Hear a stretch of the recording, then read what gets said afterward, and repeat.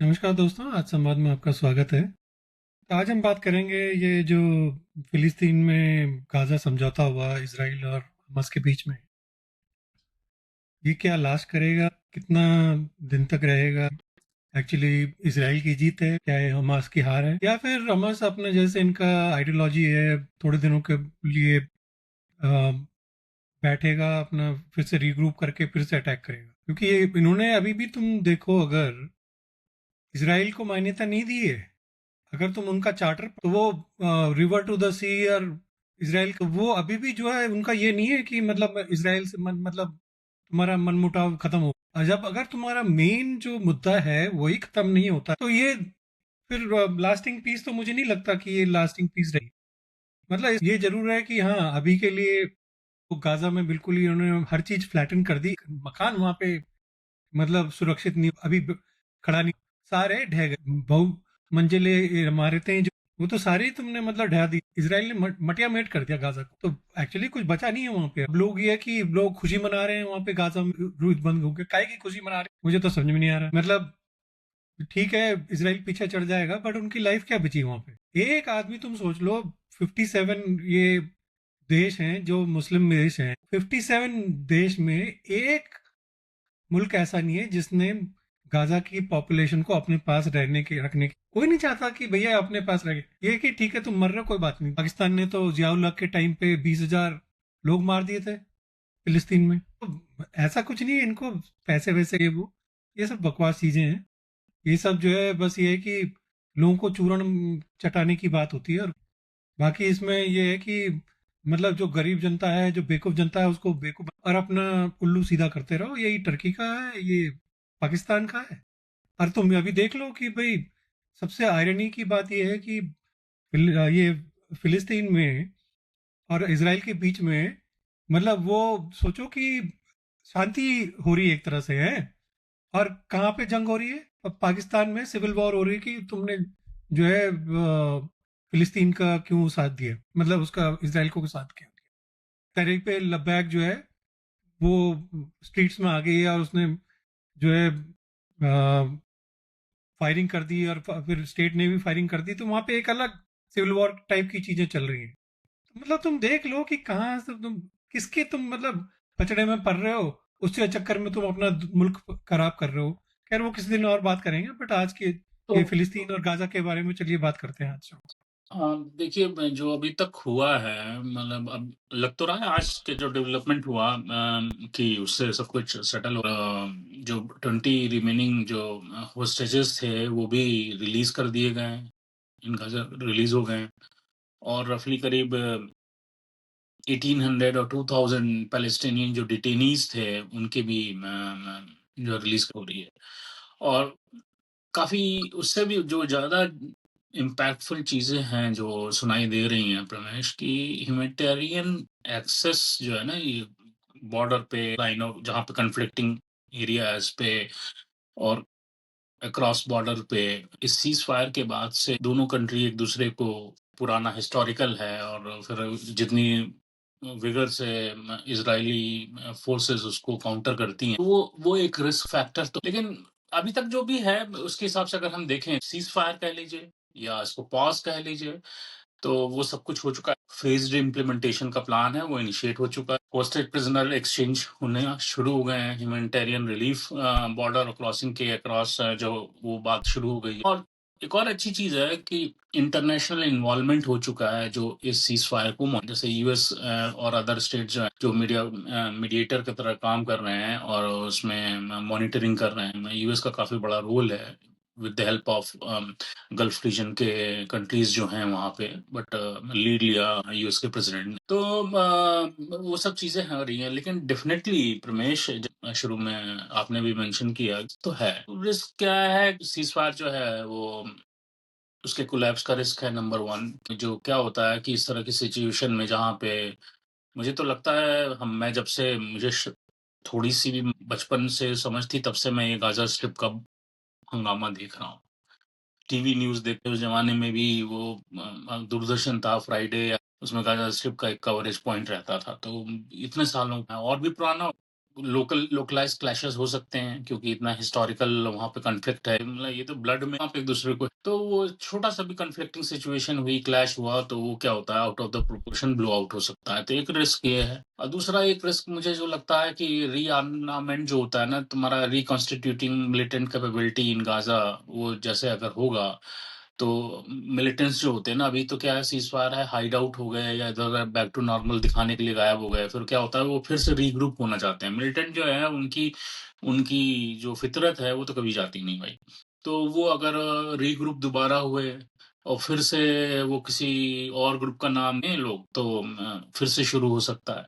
और तीसरा एक मेरे को रिस्क पॉइंट लगता है रमेश की जो ये वेरिफिकेशन पॉइंट्स जो अभी इंटरनेशनल कम्युनिटी के साथ एग्री हुए हैं उन उन उन चीज़ों का फेल्योर भी हो सकता है। फेल्योर ऑफ वेरिफिकेशन पॉइंट्स होगा आपके डिसएग्रीमेंट ये सब छोटी-मोटी चीजें हैं। तो मेन चीज ये है कि सबसे बड़ी क्या है कि इनके प्रॉब्लम है रिलीजन की वॉर है ये बेसिकली अगर इस्लाम और जुडिज्म में बेसिकली ये तो तुम्हारा वो है ना कि तुम हिस्टोरिकली उनको मानते ही नहीं हो भाई तुम फिलिस्तीन की क्यों है कॉन्फ्लिक्ट वो बोलते हैं कि इसराइल का एग्जिस्टेंस का हक ही हम इनको मिटा दें अब जिसने तुम्हें ठान रखी है मिटाने की उससे तुम कैसे समझौता कर ठीक है तुम तो देखो कर लो भी लोगे कल वो तो तो तुम जो है तुम्हारा ये तो मैं कह रहा हूँ ये तो बैंडेड है अभी तुमने बैंडेड लगा दिया है बट अंडरलाइंग तो तुमने जो है तुम अगर तुम्हें इसको सॉल्व करना तो तुम्हें करना चाहिए था कि हाँ हम रिकग्नाइज करते हैं इसराइल के एग्जिस्टेंस क्योंकि तुमने तो कह रखा है कि भाई ठीक है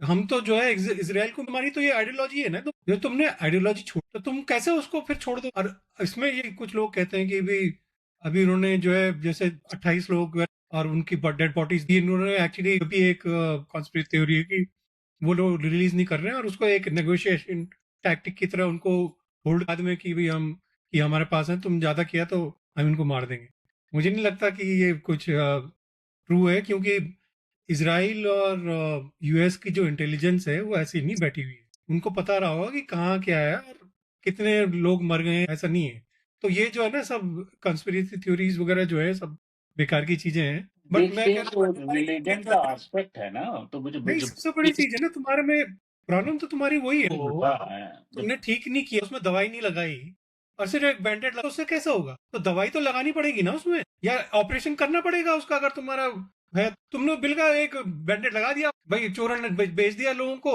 एक कि भाई मैंने एक वॉर और तो उसके लिए तुमने कर दिया बट अंडरलाइंग तो इशू तो वही है मुझे भाई अब्राहम अकॉर्ड्स अगर करे थे तुम अगर उसको एक्सपेंड करते बोलते अच्छा तुम शुरुआत तुम भाई करना है ये सब ठीक है कि भाई तुमने डिसमेंट करना है ये बोलते कि तुम राइट ऑफ एग्जिस्टेंस इसराइल के करो और इसराइल को बोलो कि भाई तुम फिलिस्तीन को रहने आपस में तुम अगर करने नहीं दे रहे हो एक दूसरे को तो फिर क्या फायदा है इसराइल भी कहता है कि हम दूसरे टू स्टेट सोल्यूशन नहीं हम करने ही नहीं देंगे नेतन्याहू बोलता है और ऊपर से जो है वो फिलिस्तीन कहता है कि हम इसराइल को मिट तो जब तुम्हारी वॉर ऑफ रिलीजन है कहां से तुम इसको रिजोल्व कर दो ये तो आज नहीं तो कल ये तो फूटेगा ही ये तो मतलब सिर्फ टेम्परेरी है जो इन्होंने मतलब बैंडेड लगा दिया और कुछ नहीं देखिए क्या होता है मतलब जो कह रहे हो उसको मैं डिनाई नहीं कर रहा बट लेकिन क्या होता है इस तरह की जो सिचुएशन होती है ना उसको one day you can not wipe it out तो ये फेज्ड अप्रोच हमेशा से रहती है और फिर क्या होता है जो थर्ड पार्टी मीडिएटर्स होते हैं जैसे इस केस में मतलब जो लोकल इस्लामिक पहले कंट्री का है फेज्ड अप्रोच या जो है, उनके लिए वो भी तो है ना कि ये बताओ फेज्ड अप्रोच जो लोग समझदार होते हैं तुम सोचते हो कि यहाँ पे जो हमस है वो समझदार लोगों में से है तुम गिनते हो उनको नहीं देखो जो थर्ड पार्टी कंट्रीज भी इन्वॉल्व है ना इसमें तुम्हारे अरब नेशंस वगैरह इन्वॉल्व हैं उनकी भाई वो वजह तो से हमस मरने को पे तैयार प्रेशर है है वो तो मरने को तैयार है कहते हैं हमें तो जन्नत तभी मिलेगी जब हम मरेंगे नहीं वो तो तैयार है लेकिन जो उनकी फिर क्या वजह उसके लिए तुम करोगे उनकी वजह से थोड़ा-सा हमास पे प्रेशर भी है क्योंकि एक रिलीजियस बॉडी भी है कि which अरब नेशंस है। क्या है कि इसे जब थर्ड पार्टी नेशन जो एक मिल के आपको फिर लोकल आप मिल के आगे को उसको पॉजिटिव डायरेक्शन में ले जाओ। तो देखो सीज़ फायर हो गई, बहुत बड़ी चीज़ है। लेकिन क्या है कि अब इज़राइल को और पैलेस्टीन के लोकल लोगों को, एजेंसीज़, वहाँ के गवर्नमेंट को, वहाँ के रिलीजियस बॉडीज़ को मिल के आगे इसको कैरी करना पड़ेगा। नहीं तो आपका झगड़ा तो अब आपको मिल के करना है। जो चीज़ें आप बता रहे हो, उन दोनों पार्टियों को एक-दूसरे को रिकॉग्नाइज़ कर that can be another phase कि एक मैं तो इसको यही बोलूँगा कि भाई it's a big breakthrough फिर आगे यहाँ से पॉजिटिव लेके जाओ। ह्यूमैनिटेरियन इश्यू इतने ज़्यादा हैं, इतने लोग मारे जा चुके और सेम चीज़ इज़राइल में भी तो बहुत नुकसान है। ट्रिप के आस-पास जो इज़राइल पॉपुलेशन है, कितनी मरती है वहाँ। तो वो सब चीज़ें हैं, तो थोड़ा-सा ध्यान दीजिए और उस तरह से तो आगे चल के थोड़ा कुछ फ़ायदा होगा। लेकिन क्या है कि अगर सेम वे में रिलिजन का एक एक मास्क पहन के उसके पीछे टेररिस्ट एक्टिविटी करना, that's going to be very difficult. But ये है ना, देखो, इसमें अगर कोई हमस से हुँ, तुम्हें भाई मिला क्या? तुमने अक्टूबर 7 को इतना सब किया, इतने हजार से लाख ज्यादा लोग तुमने कैप्टिव किए, मार दिए लोग इतने सारे, हुँ, तुम्हें मिला क्या? तो, तुम्हारी सारी लीडरशिप का तुमने पूरे गाजा को अब बचा क्या तुम्हारे लिए? मतलब तुम व्हाट डिड यू गेन? कोई उनसे पूछा है? मतलब अगर ये सोचो, अगर चलो हमस को करो, फिलिस्तीन में लोगों से पूछो कि तुम्हें क्या मिला है? वो गाजा स्ट्रिप में जो बैठे हैं, उन्होंने अभी भी बोलते हैं कि अभी उन्होंने 1500 लड़ाके जो है रिक्रूट किए हमस के लिए। तो कहीं से तो आ रहे हैं ना, वो तो गाजा से, वो लोग फिलिस्तीनी है वो। तो हुँ। मतलब तुम्हारे तो आइडियोलॉजी अभी भी वही है, तो तुम छोड़ने वाले तो तुम्हें मिला क्या, ये सोचो। वो तो है, देखिए प्रमेश, वो और देखिए जो टेरर ग्रुप्स होते हैं, इनका इनका जो है मतलब ये कभी नहीं सोचते कि इसका आउटपुट क्या होगा या हमें क्या मिलेगा, क्या नहीं मिलेगा या हम क्या खोएँगे। वो एक एक उनका वो रिलीजन की, मैं बार-बार कह रहा हूँ ना, रिलीजन के मास्क पहन के वो एक टेरर एक्टिविटी करते हैं और वो शॉर्ट साइटेड होते हैं, पता नहीं क्या समझ में आता है, क्या नहीं आता। हर जगह वो किसी भी देश में देख लो इस तरह की चीज़ें होती रहती हैं, बट यहाँ पे कुछ ज़्यादा हो गई। तो वो लॉजिक से तो सोचते नहीं। वो मुझे नहीं लगता कि उनको उनके पास इतनी सोचने की विल पावर है। देखिए सोचने की एबिलिटी तो होती है, थिंक थ्रू करने की एबिलिटी तो हर ह्यूमन की होती है, but you need to have a willpower to execute your thinking process, right? वो आई डोंट थिंक सो दे एक हैव। चीज मेरे को बताओ, हुँ, जो आदमी सोचे कि भाई मैं डे ऑफ जजमेंट ये है कि जो है डे ऑफ जजमेंट में हुँ, वो हुँ। तो तब तक नहीं होगा जब तक इसराइल खत्म नहीं होगा। यहूदी तो तुम्हें मानने पड़ेंगे ना उसके लिए। और दूसरी बात यह है कि अगर तुम्हें डायरेक्ट एंट्री चाहिए तो तुम्हें शहीद होना, अगर तुम जिहाद में शहीद तो तुम्हें डायरेक्ट एंट्री मिले। तो ये तो अब तुम्हारे को फिर मतलब वही है ना, जहां तुम यही सोचते हो आदमी को, तुम कैसे तुम उसको मतलब समझा दो कि हाँ, जो तू कर रहा गलत है और ये सही चीज है जो मैं बता रहा हूँ। फंडामेंटली तुम गलत चीज सोच रहे हो तो गलत चीज तुम्हें मिलेगी। ये बात तो है, लेकिन क्या है ना कि इसीलिए मैं कह रहा हूँ कि रिलीजियस जो बॉडी है वहाँ पे, उस एरिया में, और उस पूरे होल ज्योग्राफिकल प्रॉक्सिमिटी में उनको मिल के, रिलीजियस बॉडी या बॉडीज जो हैं उनको मिल के, जो पुराने ये बारबेरिक ऑब्जेक्टिव या मिशन हैं उनके, उसको उनको रीराइट करने की ज़रूरत है, सो दैट आगे आने वाली उनकी जो जनरेशन है वो थोड़ा पीसफुल रह अरे सके। मुझे एक बात बताओ, चल मैं कह रहा हूँ हमस तो चलो जो भी कर रहा है, पाकिस्तान को क्या मतलब है हमस में? वहां पे तुम अपने लोग मार रहे हो यार। पे जो है जनता बीच में, पंजाब जहाँ पे कोई मतलब नहीं, मतलब बाकी चलो सिंध विंध में तो फिर भी लोग बैठे थे, पंजाब के लोग, पंजाब प्रोविंस में जो उनकी टीएलपी जो है सड़क पर जो है, तुमने कैसे समझौता किया? पाकिस्तान की औकात है कुछ समझौता करने की? मतलब वो मना कर सकते थे सऊदी अरेबिया या टर्की को? मतलब इनको सोचना, और वहां पे शांति हो रही और तुम अपने घर में घिरे हुए हो, तो ये क्या मतलब? सोचो कि कैसा जाहिल मुल्क है, मतलब ये सोचो।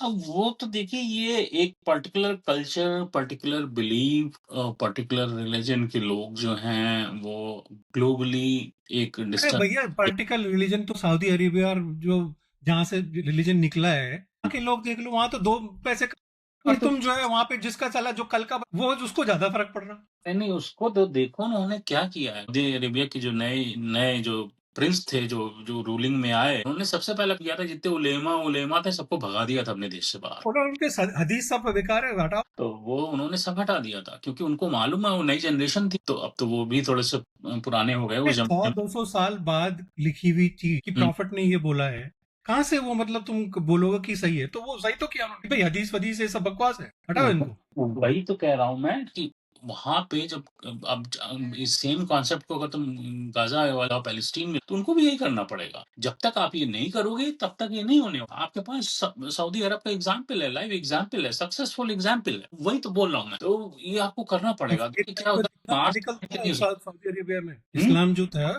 सऊदी अरेबिया में एक टाइम पे, बट अभी जो है, अभी मोहम्मद बिन सलमान के आने के बाद ने बहुत पूरा वहाँ पे समझा, मतलब सुधार किया है, बहुत कुछ किया है वहाँ बहुत कुछ पे। किया दुबई वगैरह एजुकेशन। का तो तुम यूएई को तो कितना प्रोग्रेसिव है, ओमान, बहरीन, तुम देख लो, gulf region as a whole. बहुत ईरान ईरान तुम देख लो, सोच छोड़ दो, बाकी सब तो तुम मतलब अच्छा ही है ना वहाँ पे।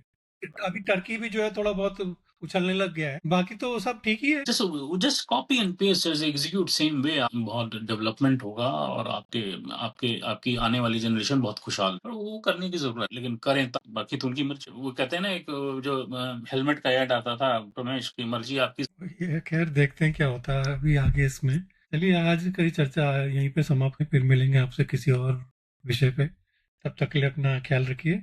धन्यवाद। चलिए, नमस्कार।